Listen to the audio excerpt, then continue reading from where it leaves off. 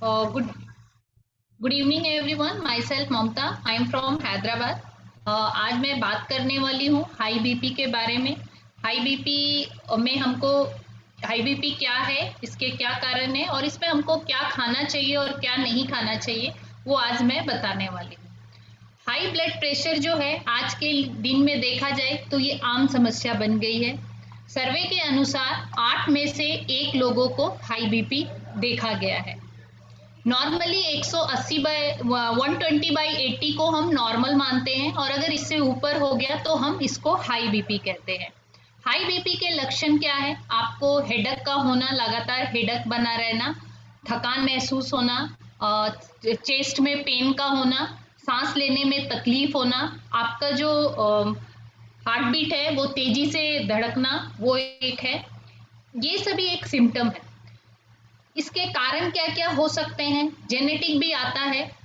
Next है, अगर आपका वेट ज़्यादा है उस कारण से भी हाई बीपी हो सकते हैं. अगर आपका लाइफ स्टाइल गड़बड़ है तो उसमें की वजह से भी हो सकता है. टेंशन अगर आप किसी बात को लेकर ज़्यादा लेते हो, इससे भी होता है. आपका खान पान सही नहीं है उसके वजह से, और अगर आप स्मोकिंग ज़्यादा करते हैं इसके वजह से भी आपको बीपी की समस्या हो सकती है. लेकिन अन्य बीमारियों की जैसा हम बीपी को भी कंट्रोल कर सकते हैं बहुत हद तक. अपने लाइफ स्टाइल और अपनी खान पान को चेंज कर हम हाई बीपी को कंट्रोल कर सकते हैं.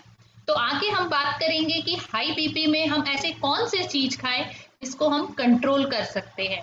तो पहला है कि ग्रीन वेजिटेबल इसलिए हमको लेना चाहिए क्योंकि जो भी हरी सब्जी होती है उसमें एंटीऑक्सीडेंट होता है और एंटी इंफ्लेमेटरी पाया जाता है, जो हाई बीपी को कंट्रोल करने में हेल्प करता है.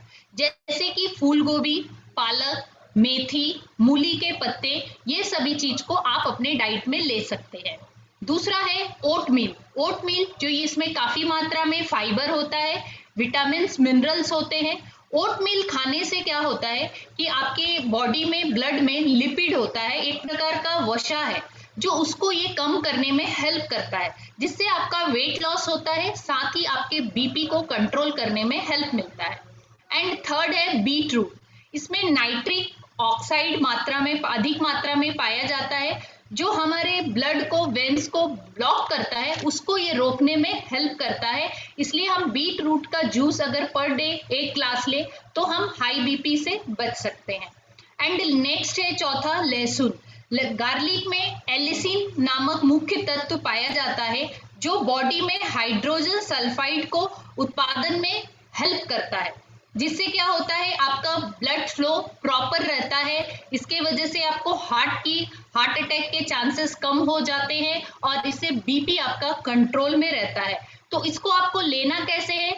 तो आप 2 लहसुन के कली को रात में भिगो कर रख दें और सुबह खाली पेट खूब अच्छे से चबा चबा कर खाएं, या 2 को अच्छे से पीस कर अगर आप लेते हैं तो इसका अच्छा बेनिफिट होता है. एंड नेक्स्ट है पांचवा, अनार भी बीपी के लिए बहुत ही अच्छा होता है जूस.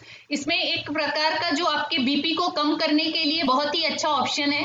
तो आप 1 ग्लास, इसमें डाइसोटोलिक प्रकार की एक चीजें पाई जाती है जो बीपी को कम करने में हेल्प करता है. एंड नेक्स्ट है पिस्ता.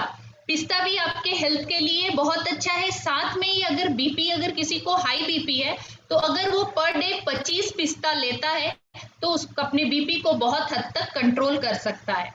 एंड नेक्स्ट 7 है फैटी फिश, जिसमें सैल्मन, मैक्रेल, एनोकोवी और हेरिंग मछली, जो ओमेगा 3 फैटी एसिड इसमें पाया जाता है, आप इसको ले सकते हैं. ये आपके फैट को कम करता है, बीपी को कंट्रोल करता है. अगर आप ये फीस अगर संभव नहीं है, पॉसिबल नहीं है, तो आप इसको जेल फॉर्म में, सप्लीमेंट फॉर्म में भी आप इसको ले सकते हैं. एंड नेक्स्ट की दही में प्रोबायोटिक पाया जाता है, जो हार्ट हेल्थ के लिए बहुत ही अच्छा होता है. इसमें बहुत अच्छे अच्छे तत्व पाए जाते हैं, जिसकी वजह से आपका वेट को ये कम करता है और आपके बीपी को कंट्रोल करने में हेल्प करता है. एंड नेक्स्ट है ऑलिव ऑयल। ऑलिव ऑयल का भी आपने जनरली सुना होगा कि ऑलिव ऑयल को लेना कैसे है, इसको खाने में नहीं। अगर आप कोई ग्रीन वेजिटेबल का सैलेड लेते हैं तो अगर आप ऊपर से कच्चा ऑलिव ऑयल लेते हैं तो ही आपके लिए ये अच्छा है। तो आप 1 टीस्पून आप अपने सैलेड के ऊपर से ले सकते हैं। एंड नेक्स्ट है कि ड्रम स्टिक का लीफ, ये बहुत ही अच्छा होता है आपके हाई बीपी वाले को। अगर ड्रम स्टिक है तो आप उसको थोड़ी पत्ते को तोड़कर 1 ग्लास पानी में बॉईल कर दीजिए, उसको हाफ ग्लास कर अगर आप इसको 1 हफ्ते तक कंटिन्यू पीते हैं तो आपका कितना भी हाई बीपी है वो इजीली कंट्रोल हो जाता है और आपका बीपी नॉर्मल हो जाता है। नेक्स्ट है विटामिन सी। विटामिन सी में संतरा, ग्रेप्स, नींबू, ये चीजें आप ले सकते हैं। इससे आपको बीपी कंट्रोल करने में बहुत ही अच्छा होगा। इसमें काफी मात्रा में एंटीऑक्सीडेंट होता है जो आपकी इम्यूनिटी को इम्प्रूव करता है और बीपी को कंट्रोल करता है।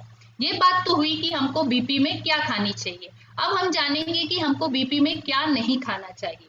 बीपी में जनरली हमको ज्यादा तेल वाली सामान, पैकेट फूड, मसाले वाली चीजें, नमकीन और बहुत ज्यादा एक्सेस मात्रा में ड्राई फ्रूट्स का इस्तेमाल नहीं करना है। स्मोकिंग या ड्रिंकिंग करते हैं वो सभी चीजें नहीं करना खाना है।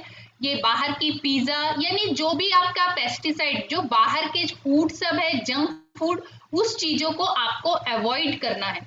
और ज्यादा ऑयल वाली चीजें नहीं खानी है। केचप, सॉस, ये सभी चीज का इस्तेमाल ना करें। चाय और कॉफी का इस्तेमाल आप कम कर दें। अगर इन चीजों को आप करते हैं तो आप अपने बीपी को कंट्रोल रख सकते हैं। लेकिन सबसे इंपॉर्टेंट, इन खाना के साथ साथ आपको 30 मिनट्स का वॉक और 30 मिनट्स का एक्सरसाइज बहुत जरूरी है।